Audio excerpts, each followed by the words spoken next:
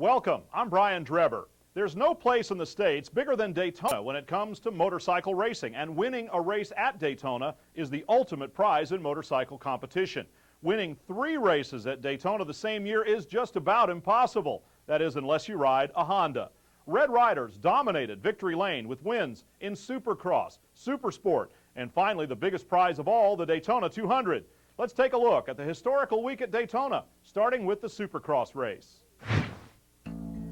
Nearly 3 decades ago, Daytona International Speedway entertained a bold experiment. Off-road racing on a man-made track in a stadium was born and christened with the name Supercross. The success it has enjoyed since then brings us back to where it all began. For the 400th time, the gate will drop, and for the 400th time, a 250 Supercross winner will be crowned. The most likely candidate for that honor is Ricky Carmichael. The Honda rider is the defending champion and has won 6 times already this season. Plus, he's almost unbeatable on home soil in the Sunshine State. So, can the most dominant rider in Supercross since Jeremy McGrath continue to reign supreme? Or will his rivals topple him from the top of the heap?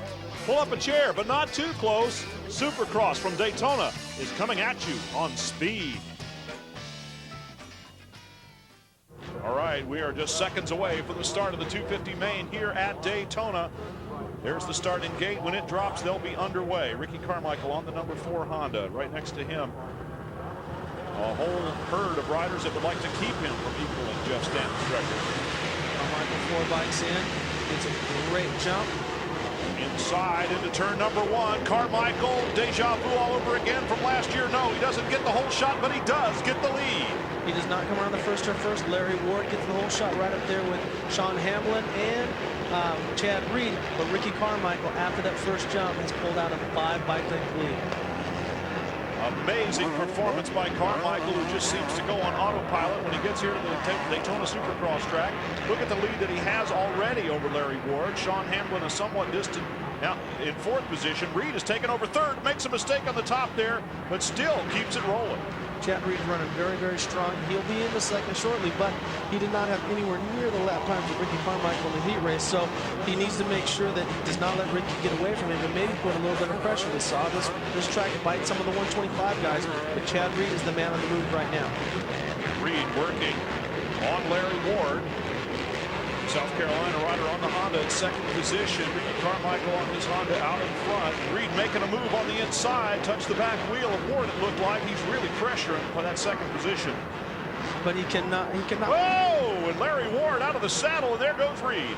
Very, very fortunate for Reed. He was already committed. Ward came up short, and luckily for Reed, he was just off to the side. So now he's got some room. He's got no roost in front of him. See if he has something for Carmichael. Chad Reed heading out after the leader right now, who's just a couple of seconds ahead of him at this point. Here they're going to come through that section that gives us a great shot at where they work these jumps. And Carmichael with a small mistake. That's going to cost him a little bit. But Carmichael with a first lap of a 123. That's 2 seconds faster than any lap he's done. Chad Reed picked it up to a 126, but still 3 seconds off of Ricky Carmichael's first lap. 3rd place between Larry Ward, number 10 on the Honda. Behind him, it's Tim Ferry on a Yamaha. And these two guys have been going after it for quite a while. No one is able to gain a clear advantage over the other. Timmy Ferry pulls up alongside a couple of times, and then Ward runs off. They've been going elbow to elbow, banging back and forth. Here we go. Swapping the lead back and forth, and now Tim Ferry moves himself into that 3rd spot. And Ezra Lusk is not far behind them on the number 11 bike. Lusk, again, the only other winner of the season besides Carmichael and Reed. So it's a 3-way battle for 3rd. Let's take a look a little bit earlier as these two guys were swapping fabric. Well, they're moving. They're running really hard. They're not really trying to block. Larry gets out a little bit. Here comes Ferry on the inside.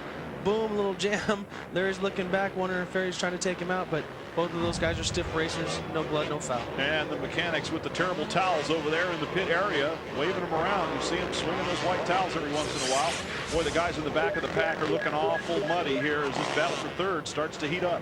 Larry Ward is one of those riders that has raced 3 different decades, all the different manufacturers. And then a couple weeks ago in Atlanta, he ended up having to run the last chance qualifier. His bike was broken. They brought it down at the last second, won that, and ended up hole-shotting the main event and leading for about 10 laps. So Larry Ward just did a story with him on Supercross.com. He's one of those guys that stays out there, loves racing, and is always right in the top 5. Right now, Larry Ward is holding off Ezra Lusk right now. The battle for fourth as Ferry has gotten by and strolled away just a little bit.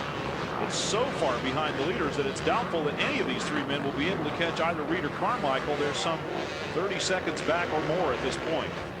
At the Daytona Supercross by Honda, it is Honda's Ricky Carmichael putting on a show here today as he runs along the tri-oval in the lead. He is still so aggressive. He is 11 seconds ahead of second place, a minute ahead of third, and he just keeps attacking this track and this field. 12 laps down out of 20 scheduled to run, and RC is looking pretty good. He's just lapped into the top 5. You got to understand that this is a minute-and-a-half lap time. He's lapped all the way up to the top 5, and it's done with passes like this. He goes out there and he's running hard every lap, even if he gets offline. He doesn't slow down, doesn't lose his momentum. But what you're going to see how rough this track is, how deep the ruts are, the hard pack. Take a look at this groove as he comes behind Keith Johnson, comes through the corner. Who says short legs aren't good for Supercross? It's all the way up to his gas tank. That's how deep the ruts are. Also, it's moves like this. Ricky Carmichael splitting 2 different riders. That put him into the top 10. He lapped Heath Voss, who was in 10th position.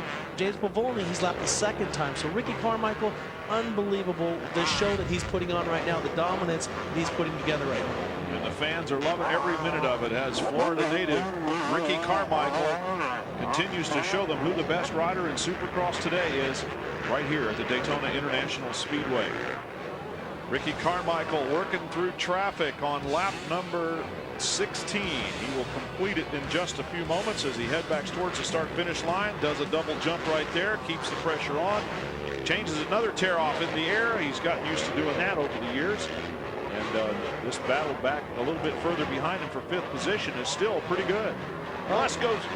Danny Smith made a small mistake, looked over and almost looked like he let Lusk by, but Danny was definitely running strong, but didn't have the line. But maybe he looks like he's going to make it back after. Here he comes back. Danny Smith making a move back on Ezra Lusk. He's just one little short jump away. Now Lusk jets off on his Kawasaki out in front.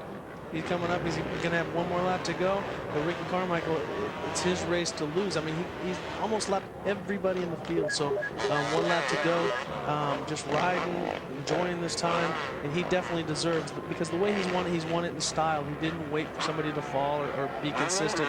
He races hard every lap, every turn. Still reaching for tear-offs there, nodding to his crew. As you see the history being made here at Daytona. We've made a lot of history at this very important racetrack. The Daytona International Speedway gave birth to the entire sport of Supercross with that first win by Pierre Karsmakers. And Ricky Carmichael looking to become the last man to put his stamp on a very long list of Daytona winners. Look, he relaxed for 1 minute, almost goes down. This track is unbelievably treacherous. See what he does for the crowd.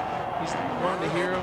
You know, with his 400th event, he deserves to go out in the record books as the dominant man of his era. Well, he's certainly playing to the crowd right now because there's very little else to do besides just stay upright on his bike. As a very quiet ride there by the number 15 of Timmy Ferry running in 3rd position. We haven't seen a lot of him. He made a move into that number 3 spot and has just been all alone there so far. And here we go, Carmichael. That's Jeff Stanton right there waving at him, cheering him on. And Carmichael's really enjoying his victory. As I said earlier, Daytona was always one of the biggest races for me to race, and also for all these riders. You've got the international fans, you've got people from all over the world, and it's Bike Week. This is the celebration of motorcycles. He's from Florida. This is what racing is all about for Ricky Carmichael. Since he was a little kid riding mini bikes, this is what he's dreamed of. Well, we saw Nicky Hayden live his dream in the Daytona 200 a year ago, and now Ricky Carmichael does it again for the 4th time consecutively. Ricky Carmichael and his Honda have won here at the Daytona International Speedway. An unbelievable performance that looked like it was going to be a good race early. Then Ricky Carmichael turned it into a one-man show here in front of a huge crowd at what he considers his home track. That's the way you do it, huh? 4th Daytona win. Congratulations. It feels good. You know, I got an awesome start, and rode smart. Those guys tired out a lot, and man, I kept it going. My Honda was awesome today. I'll tell you, the thing is unbelievable. It was super fast, and I got all the starts, and that's what you needed to do today. It was an awesome race, awesome. Ricky's win on his CR250R was his 4th consecutive at Daytona, tying former Honda factory rider Jeff Stanton's mark at the track. Honda now had won the biggest race of the weekend thus far. While the Honda Supercross team was celebrating, The potent rider trio of Ben Bostrom, Curtis Roberts, and Miguel Duhamel were preparing their brand new CBR 600 RRs for the oh-so-important Supersport race. Supersport racing has always been competitive, but this year, oh my. Nearly 24 men and machines, fully half the field, will be factory or support teams, and that means fast. Furthermore, 3 factories have rolled out brand new machines for 2003. Yamaha has ramped up the power and improved the chassis on its already formidable R6 and will count on Jamie Hacking, Aaron Gobert, Damon Buckmaster, and Jason DeSalvo to bring it home a winner. Kawasaki debuts its all-new ZX6RR with upside-down forks, radial brakes, and an adjustable swing arm pivot among the tricks on the trick new green machine. Eric Bostrom, Tommy Hayden, and Tony Meyering get to play with this new toy today. An army of Honda riders have a razor-sharp new weapon to wield in the Supersport war, the CBR 600RR. 5 teams under Big Red's banner will be a force to reckon with, led by 5-time champion Miguel Duhamel. Let's go, let's go! Only Suzuki's GSX-R remains unchanged, but before you begin to feel sorry for the boys in white and blue, remember who won here last year and take a gander at what's sporting the #1. Aaron Yates is a weapon unto himself. He begs no mercy and takes no prisoners. So make plans for a long and exciting campaign in the quick strike warfare of AMA Supersport. The battle lines are drawn, and the first shots will be fired next on Speed. You'll hear us say Miguel Duhamel, which is how he pronounces it, Duhamel, which is how we pronounce it. You know, so we'll do our best to try to be consistent. And you know who we're talking about. And we're getting ready to go behind the man who's the pole sitter and 6-time winner. His record of wins in this class was just equaled by Rich Oliver at 6. He can put the record out of shape, out of sight again with a 7th win here today. Will he do it? He's away first and into turn 1. Oh, riders 3 wide into turn 1 in the opening lap. On board now with Tony Meyering. Getting some heated competition through the kink there at turn 1 into the International Horseshoe. Have a listen to this bike rev as it comes out. 15,000 RPM. Good look at Ben Spies. We saw the 451 of Lee Acree as well, looking back, going up to the front as we watch Miguel Duhamel out in front right now. Just behind him, it's like Damon Buckmaster. It looks like, well, it's one of the Yamahas, and there are 2 of them back there, actually. And we got a rider down. The rider's number 27. 278. I think that's Heath Small.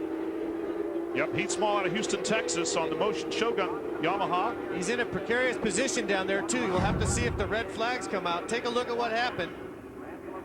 Coming out of the International Horseshoe. I just caught the tail end of it, but it could have been a high side. Oh, look at Heath taking a slam there, but looked like he just got his bell rung pretty big. New leader up front, but watch Miguel Duhamel. Yep, Jamie Hacking on the high side. Duhamel, then Aaron Gobert. Duhamel is surrounded by Yamahas. He's got his teammate Ben Bostrom with him. We're on board with Miguel. Look at Miguel cutting the curbing there. Major lean angles now back to the right. Listen to this machine. Let's have a listen.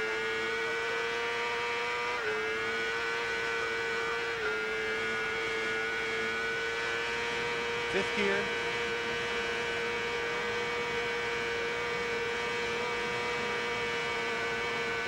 Already 6th gear, excuse me. There goes Gobert around the outside. There's that draft coming into play. Listen to that. Now Curtis Roberts gets a 4-bike draft. Curtis Roberts goes into the lead. On board, the speed cam on Miguel Duhamel's bike, covering it all.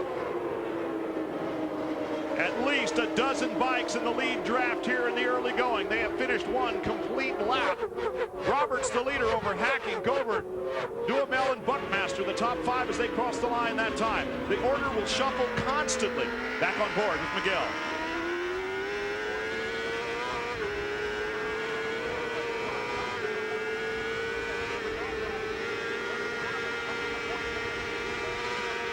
This is really cool. You get to listen to Miguel making his gear changes and how Honda has put the transmission together on that 600. You watch the gears are spaced out. Big slide right there out of Miguel. Spaced out 1st, 2nd, 3rd gear, but you can hear him as he shifts from 4th, 5th to 6th. Those gears are so tight, especially for Daytona. Once you get up on the banking, you really don't want to see that tachometer drop too much. Honda's placed those last 3 gears really tight and close together. Up front, battle continues. Curtis Roberts going to try to lead into the chicane here. Coming right up behind him is Buckmaster. No, Jamie Hacking on the 2-bike. Buckmaster 6. Here comes Aaron Gobert flying by again. See who's got the most courage into the chicane. Gobert's got position, but he decides to tuck back into 3rd. Miguel Duhamel battling with Buckmaster. He's back up into 4th position. Up front, Curtis Roberts showing some pride here. And this is going to cost a lot of wear on the tire for Curtis Roberts. Roberts with a little mistake on the final lap cost him a victory last year and actually handed an opportunity to Aaron Yates, which he capitalized on. Aaron Gobert up around the outside. He is just absolutely masterful on the draft. Miguel is right in there, making now it Buckmaster. 2 Hondas. Buckmaster up on the high side. This is unbelievable. 4 racing. wide into turn 1. Unbelievable. 4 wide, almost touching handlebars. There's no margin for error there. Believe me, it's the scariest thing ever you'd want to experience on a road racer. Going into turn 1, 4 wide. And by this point in the race, we would already have it split up into little groups. There is no margin between riders either.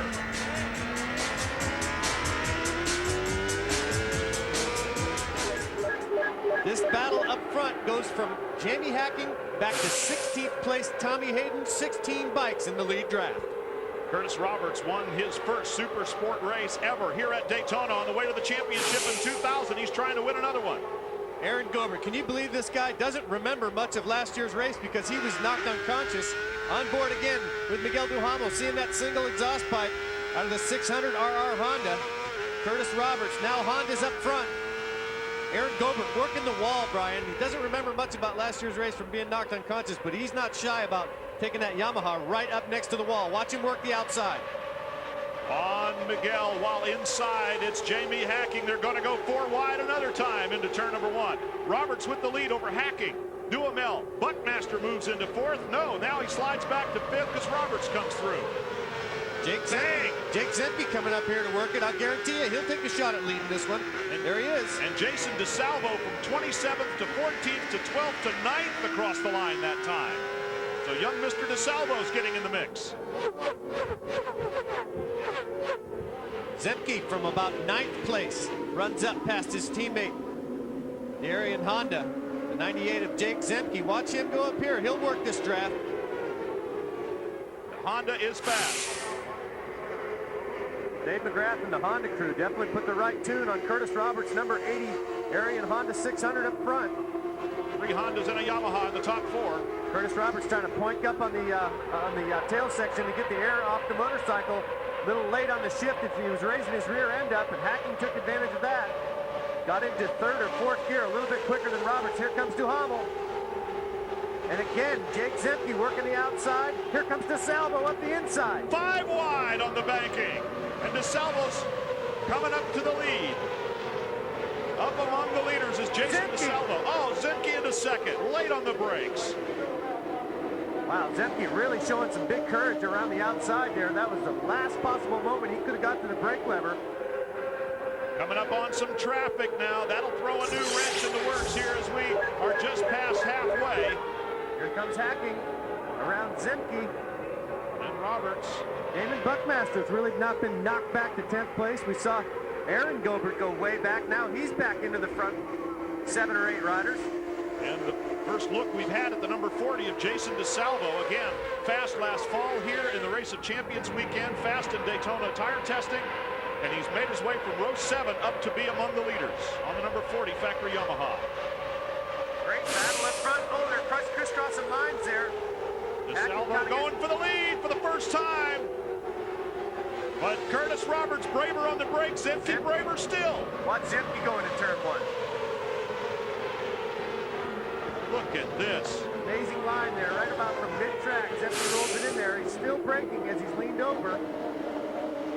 That's going to cause some excess heat on the front tire. Zemke really pushing. This is not the first lap, folks. This is the 9th lap, and they're still wheel to wheel for the first dozen spots. Zemke uses a toe slider that lets out sparks. You'll see him start sticking his toes down on the ground, see if he can spook somebody behind him. Curtis Roberts got some duct tape or something flapping on the left side of his bike. Nothing to be concerned about. Around the outside, here he goes. Curtis Roberts, he'll crisscross lines. Perhaps get a better drive off of this turn, but Roberts wants the lead out onto the banking for sure. Roberts and Zemke, a pair of Hondas up front with Jamie Hacking on his Yamaha, leading teammate Damon Buckmaster. The first Suzuki in the line is number 11, Ben Spies. Defending champion and race winner Aaron Yates is back in 12, 4 seconds behind the leader. Ben Spies really having to ride hard to maintain the speed of the Hondas and Yamahas up front. Curtis back into the lead there. Zemke gonna get a draft. Nothing is certain by any means. Into the chicane. Usually by this point in a 600 race, and in fact in just about any race at Daytona, things would become much clearer than they were at the start. We felt like there were nearly 24 riders who could potentially win this race. There are still almost that many. Miguel Duhamel with a pretty awkward line coming out of the chicane, and he may be rehearsing for the last lap, but he made a direct line cutting the curving. We'll see if Miguel Duhamel's going to have to start using his Daytona strategy right about now, Brian. Even if Miguel Duhamel offered his bag of tricks to somebody else, their arm wouldn't be long enough to reach all the way down to the bottom. He's got the deepest one there is. And now we've split the lead group up just a little bit, a half dozen, and then 5 behind them. Look who's back there in 6th position, I believe he is. The 17 of Miguel Duhamel. That's exactly where you want to be with 3 to go. Ralph Shaheen with more on the subject. Brian, I spent some time down here in the Yamaha pit area talking to their crew, and they said they ran through dozens of scenarios with Jamie Hacking about what he would do on the last lap if he was in different positions. And he said, you know, guys, I've been doing this for a long time, and ultimately here at Daytona, there isn't a perfect scenario.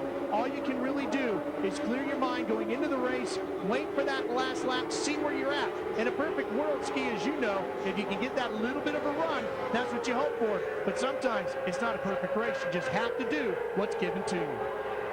Good call, Ralph. And you can throw into the mix guys that'll sandbag going into the chicane and say, hey, you lead. No, I'm not going to lead. No, you lead. He's not far enough out front. They'll catch that draft by the time it comes to start-finish line. But Jamie Hacking trying to pull the disappearing act and use the lap traffic to his advantage. Into the chicane on the backstretch. Another lap rider in front of him. They're going to close the gap going in under braking. Who's sitting pretty right now? The number 40 bike of Jason DeSalvo. Doesn't have a ton of experience drafting and passing at Daytona, but he is in the best position to win this race right now. They go past the 14 of Jason Hobbs out of Minnesota. He's going to be in the photograph, but not in the lead group. Jamie Hacking up front. Here they come. One of them goes by. It's going to be Curtis Roberts all the way to the finish line. Watch the 17 make it up into 3rd place, but Curtis Roberts times it perfect, Brian. Curtis Roberts gets his 2nd win at Daytona, and it comes in the same class in which he got his first, 600 Super Sport Racing. Curtis Roberts opens his 2003 account with a win at Daytona. He'll celebrate with a wheelie, and that spells trouble for everybody else in the 200 coming up later on today. Yeah, that'll carry momentum on to the 200-mile race. Jamie Hacking shaking his head saying, man, I thought I had it. Curtis Roberts is patting the gas tank of his Honda saying, man, perfectly built bike today, just enough to win the race. Jason DeSalvo come up a little bit short, but I thought he had a shot at it. Well, the only win that Honda got in 2002 was at Brainerd with Jake Zemke. And they have put a machine under Curtis Roberts and Miguel Duhamel that has put 2 of them on the podium here at Daytona. I can't say enough about the RR 600. That Honda was running. You guys all saw that. The thing did it today. I was just cruising through the infield, you know, saving my strength for the 200. And, you know, I got to take my hats off to Jamie.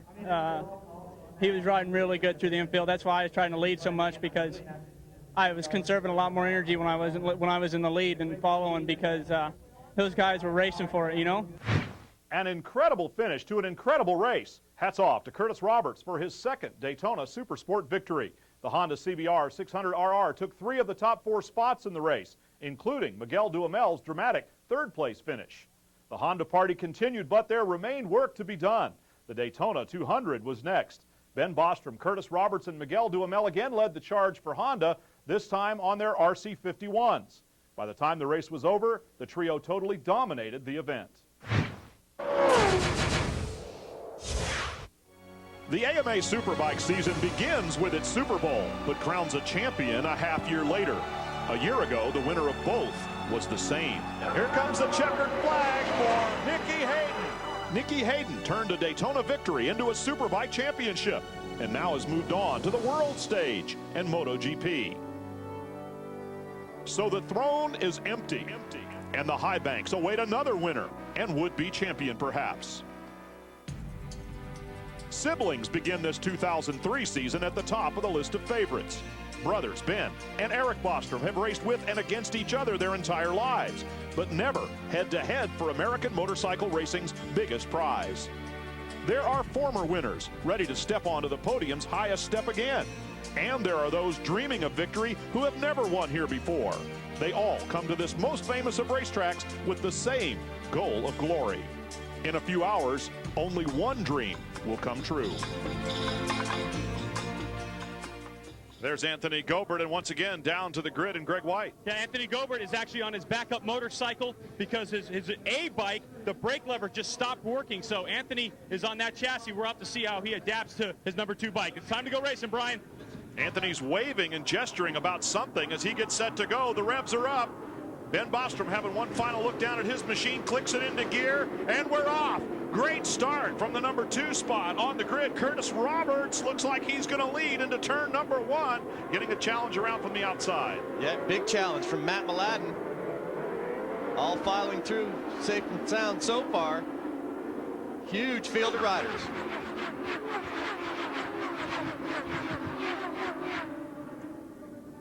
Now it's Larry Pegram and Matt Mladen right around Curtis Roberts into the International Horseshoe. Pegram anxious to get his season underway. He's going to get a tow off the backside of Matt Mladen. Now Gobert up into 4th, 5th place.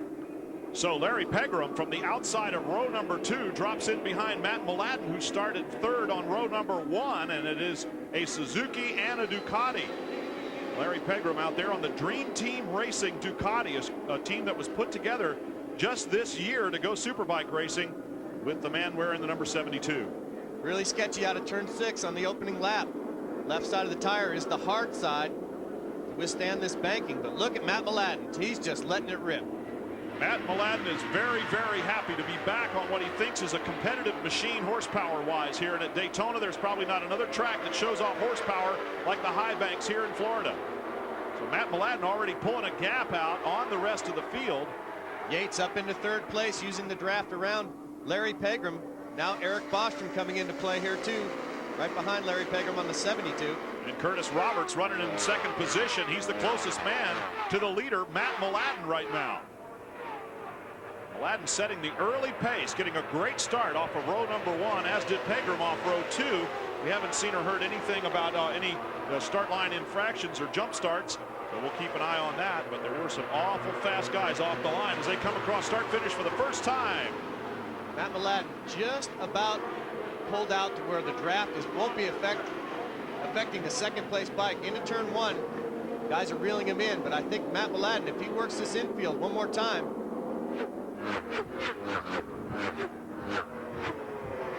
like he has on the opening lap, he'll be able to break that draft and pull away, and that's exactly what you want to do here at Daytona. If he can make that tire go to at least 19 laps to the first stop, that's going to be the key. On board, a Chevy truck's on board. Miguel Duhamel through the dog leg. Off to a slow start here today, but you watch this guy over 57 laps. He'll make up this distance. Running 6th right now, and the key that almost every single rider says, you just want to get to that last segment. A couple of pit stops, you have to make a couple for fuel. They'll change both tires and refuel the bikes. Once you get into that last segment, then it becomes a sprint to the finish, about 17, 18, maybe 19 laps at the most. And there's Ben Bostrom, who's running back in 6th position. He's firmly in that lead group, which he was also involved with on the 600 Super Sport race. We're on board with Ben Bostrom now, looking forward to brother Eric. And back up front to Curtis Roberts, Miguel Duhamel, and Aaron Yates with Matt Mladen in company. Matt Mladen's tire is starting to really slide through the tri-oval. He's spinning it up. That's a 185-mile-an-hour power slide. He thought about drafting past going into the lead, and the rear end just snapped out about 1.5 feet. Eric Bostrom right up behind him as well. And there are the leaders as they went by. Just that close together here. 6 laps in. Lap number 7 is what we're working out of 57 total. Still in the early going here, but the battle for the lead is just exactly that. No one is willing to settle down. Curtis Roberts seems to be the most determined to lead this race after Matt Milat led the first 5 or 6 laps. That could have been just to see what his tire gave him. Ran some 49s for a while. They're running 50s pretty steady right now. We're going to step away for just a moment and return to the Daytona 200 by a ride. You're on board with Miguel Duhamel watching the leader, Anthony Gobert.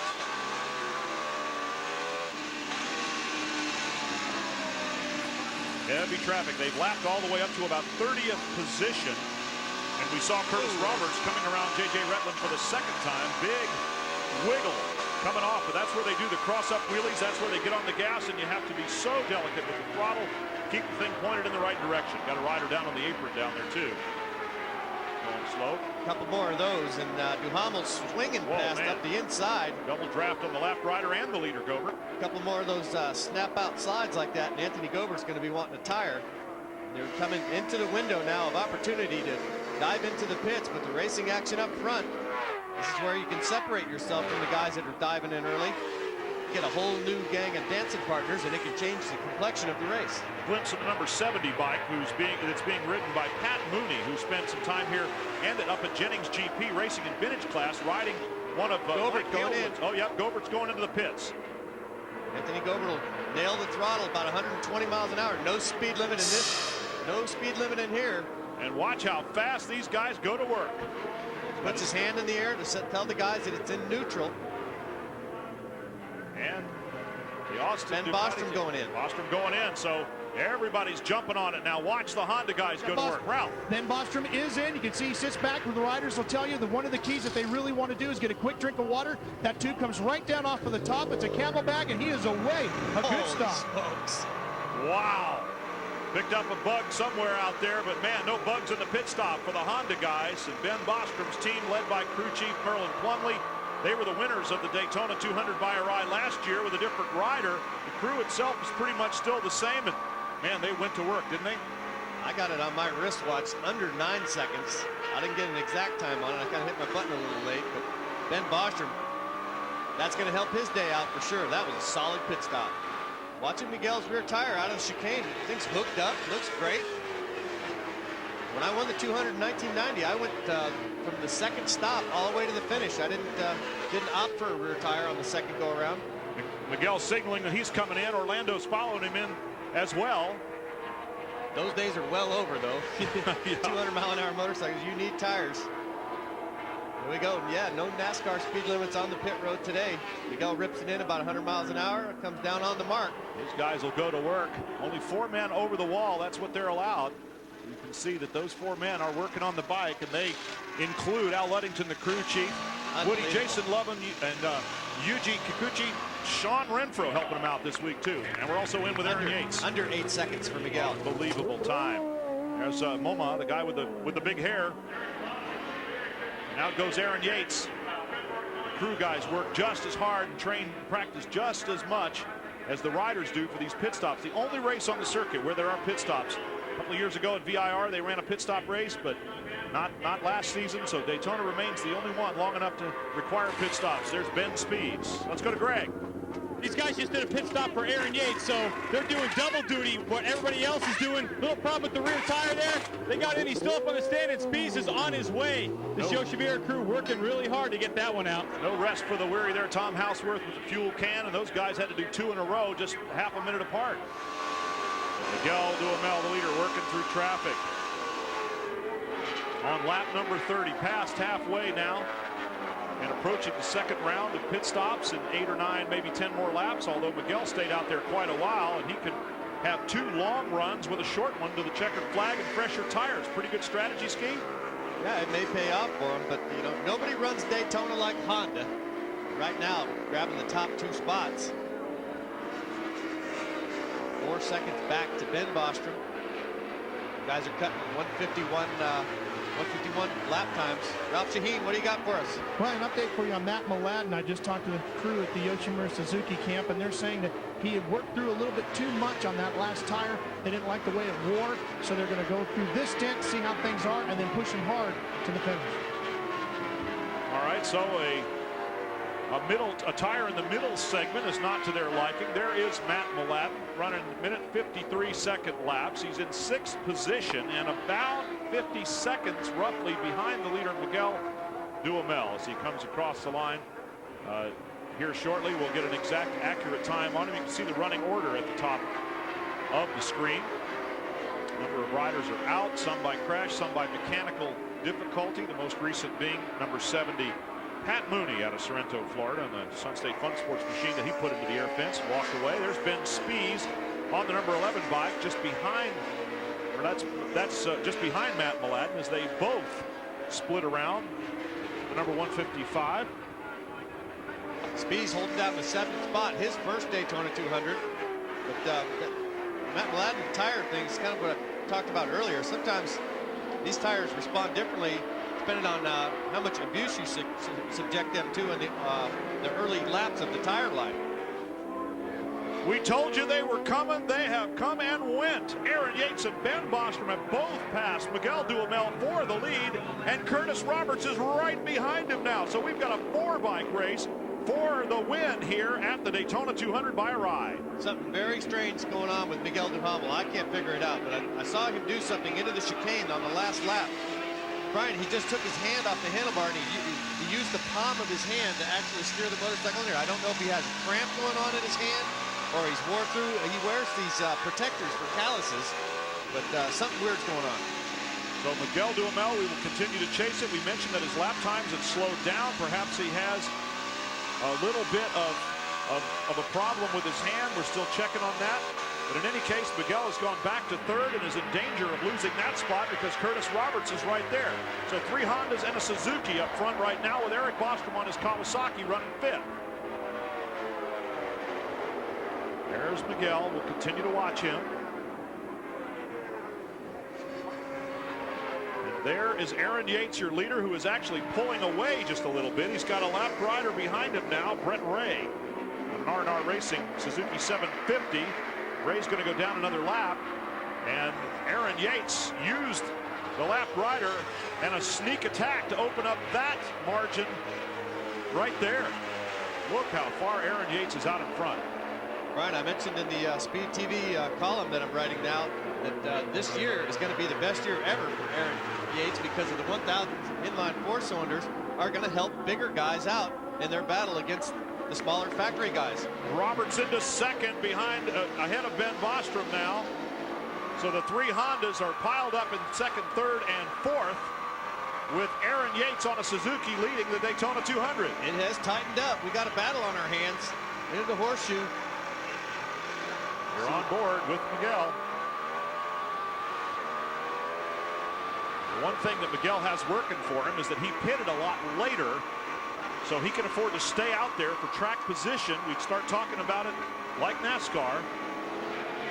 Or if he's got a problem, he'll want to go in a little early. So the pit stop strategy will soon show itself as we are beginning to get to that 2nd pit window. Curtis Roberts 3rd, Miguel 4th. Very strange trying to figure out why Miguel had lost so much time. I know he's battling with some lap traffic, but now that the guys have come around, he's digging down deep and keeping right in there. Lead swapping between Curtis Roberts and Aaron Yates. Roberts has drafted past Yates twice. Yates caught him back in the infield with some wild riding. And right now it is Curtis Roberts out in front. Winner of the 600 race earlier this weekend. Look at Yates way up high. Roberts down low is coming into the pits. Curtis going in for tires. Ben Bostrom already in for another fresh set of Dunlops. These guys were having a tire smoking battle. They finished them off before they came into pits. Aaron Yates is still out there smoking the tire. And having some fun. Curtis Roberts hits his area in pits, and Ralph Shaheen is there.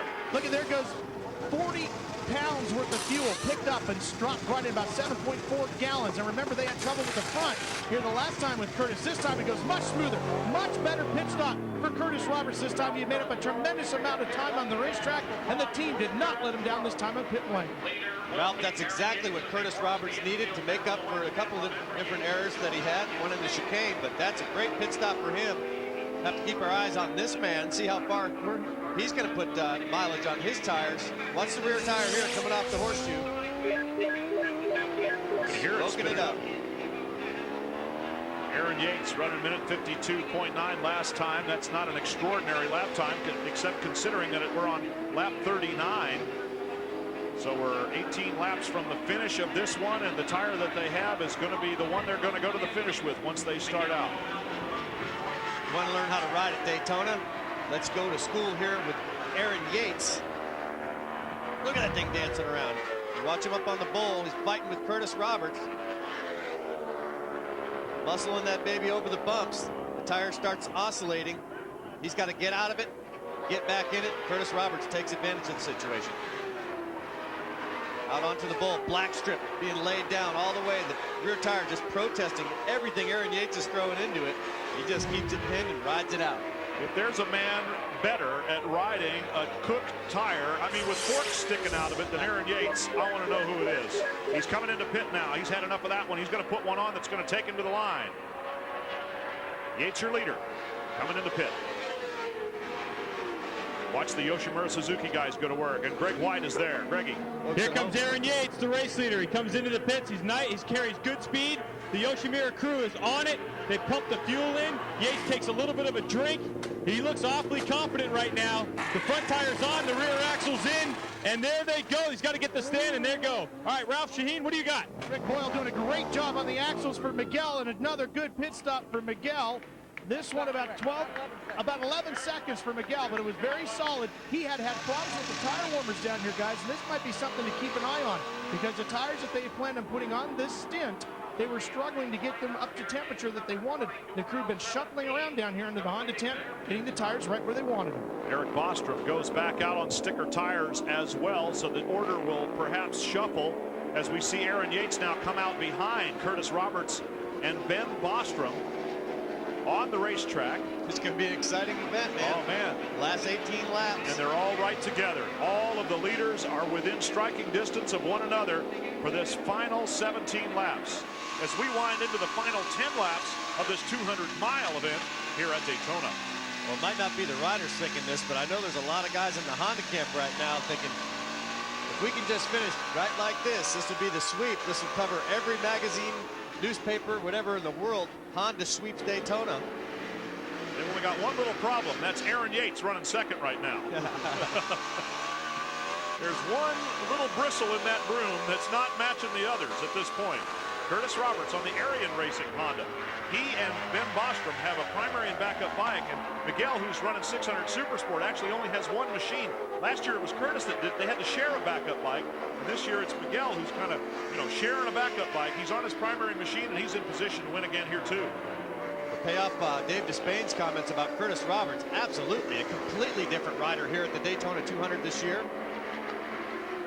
Trying to figure out what Curtis Roberts' mindset might be is just about a full-time job around not only the United States, but certainly within the Honda camp. Some people were thinking that winning the 600 race would make it harder for him to, he would be overconfident in trying to win the 200. Some people said no. If he won, he did what he had to do. He recovered from a mistake he made last year that cost him a victory in the 600 race to win this time around.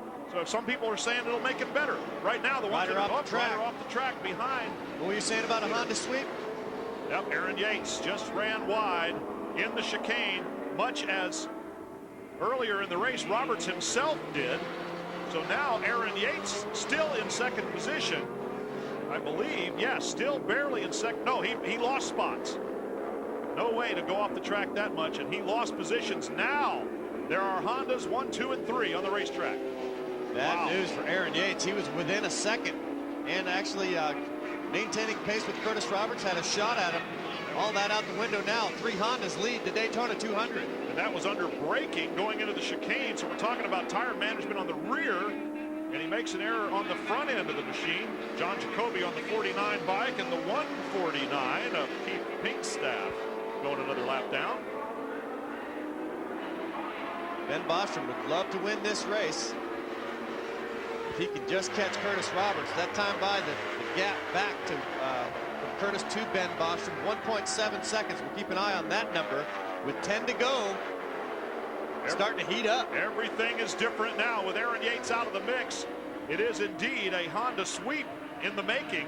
And which Honda will win is the question right now, as Miguel is stalking his two teammates in third, and you know that third's a good place to be on the last lap coming off the chicane. Absolutely, and now that they've the wind kind of changed throughout the week, Al Ludington put a different primary gear on the bike. Maybe that'll come into play. Maybe he'll have a little bit different gearing than the other two guys.